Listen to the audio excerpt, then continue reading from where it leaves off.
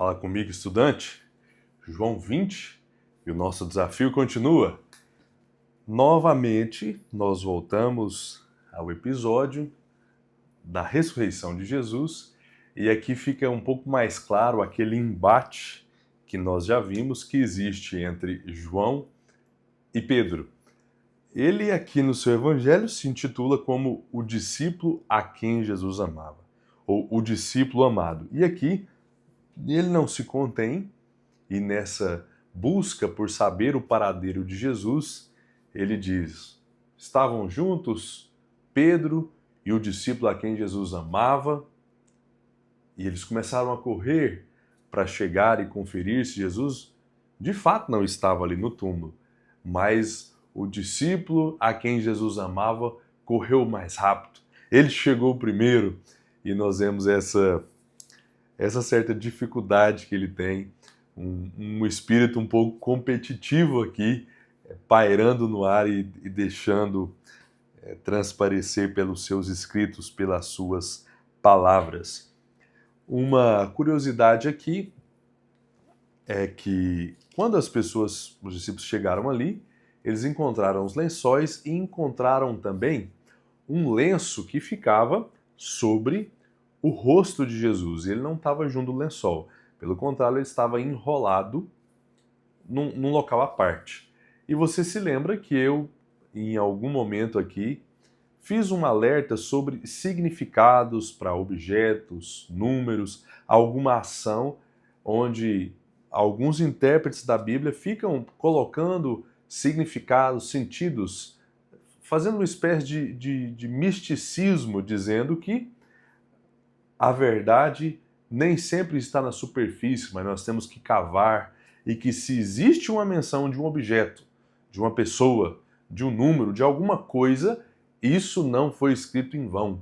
Tem que ter um propósito, tem que ter um significado. E esse episódio do lenço é uma passagem que apareceu há uns anos atrás na internet, alguém dizendo que existia uma tradição judaica onde o serviçal de uma casa, quando põe a mesa para o seu patrão, ele ficava observando o patrão se alimentar e o movimento que ele fazia com o lenço. Caso o patrão se levantasse e deixasse o lenço dobrado, o funcionário entenderia que o patrão iria voltar para a mesa para continuar comendo. Ele foi fazer um break, ele foi descansar um pouquinho, mas voltaria para comer mais. Caso o lenço não tivesse dobrado, ele poderia retirar a mesa. E aí as pessoas na internet disseram: então Jesus estava querendo dizer com esse lenço dobrado, eu voltarei. Uma história bonita, né? Impactante, emocionante. E nós vimos algumas pessoas no nosso meio contar esse tipo de história. Eu fui pesquisar e não existe essa tradição.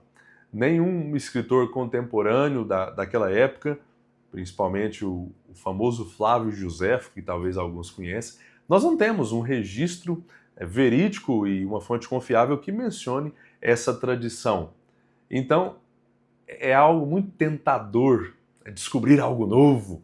Eu entendo essas pessoas. Olha só que curiosidade incrível, vou compartilhar. Mas nós precisamos ser muito cautelosos para que a gente não passe para frente fake news. Não existe a tradição, não existe o sentido.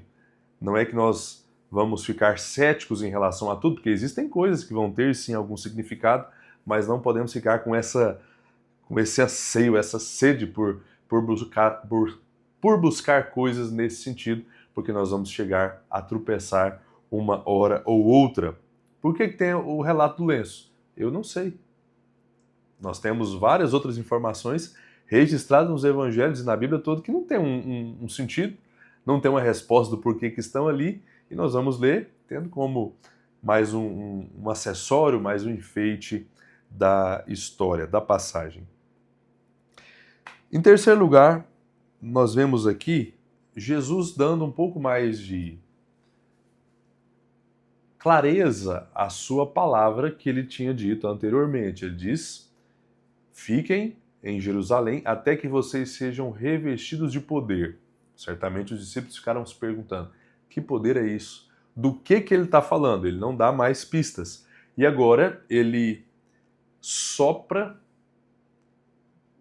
na frente dos discípulos e diz: recebam o Espírito Santo. Pela continuidade do texto e pelo que nós vamos encontrar no livro dos Atos, nós não entendemos que, nesse momento, os discípulos receberam o Espírito Santo.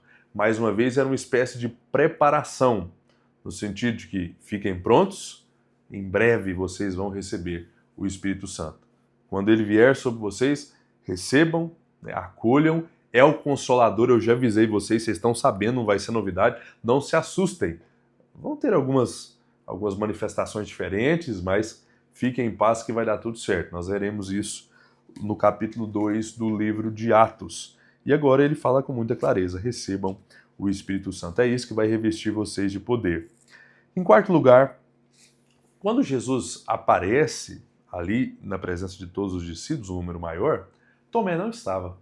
E quase que um pouco mais que uma semana depois ele aparece novamente, chama a atenção de Tomé. E depois que Tomé toca nos buracos das mãos, no lado, ele diz: Deus meu, poxa vida, realmente é você mesmo, hein? Que decepção, vacilei, eu devia ter acreditado nos discípulos. E aí Jesus nos dá uma lição maravilhosa que eu e você precisamos ficar muito contentes. Ele diz: você creu porque viu. Você creu porque viu. Mas existe um privilégio maior na vida daquele que crê sem ver. É muito mais poderoso, e eu vou explicar isso, e muito mais sobrenatural acreditar em todo o plano do Evangelho, em todos os milagres, na morte, na ressurreição de Jesus, sem ter visto nada, do que acreditar estando lá. Jesus está afirmando isso. Às vezes nós menosprezamos a nossa posição, e eu sei que certamente foi muito especial. Eu queria estar lá. Eu queria estar lá com os discípulos. Certamente foi extremamente especial testemunhar e ver com os olhos tudo que Jesus fez e falou.